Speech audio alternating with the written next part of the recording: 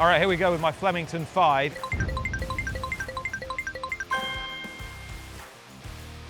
In at 5, well, I've got to have something from this year, and this year's Cup produced everything a Cup should.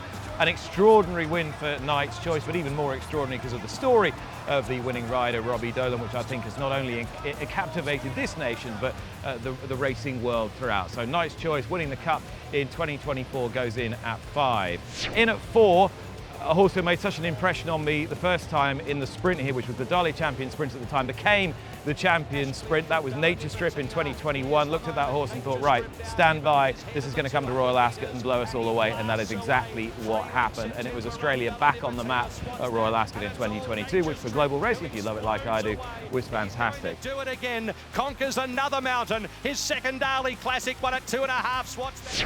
In at 3, Dermot Weld's second success in the Melbourne Cup in 2002, and that was with Media Puzzle, ridden by Damien Oliver. The story again here, not just about the international, but more about the jockey who'd lost his brother the previous week, had carried on riding, showed extraordinary tenacity, strength of character to get up on the line and win on Media Puzzle. You could see what it meant to him and to the racing nation as a whole.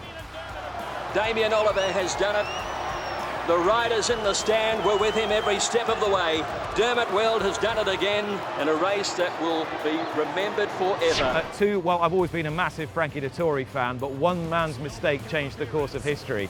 And that was when he came here off the back of a flight from the Breeders' Cup in 2015.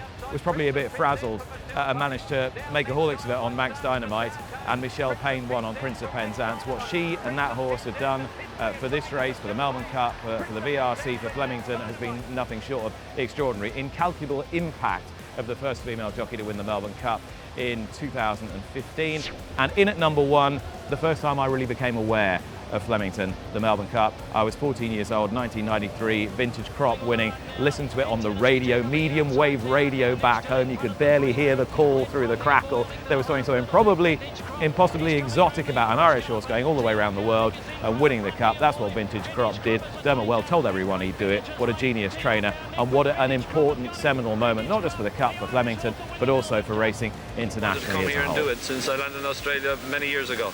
Do you think this will enhance the reputation of the Melbourne Cup overseas? The Melbourne Cup will develop to be the international 2-mile race of the world.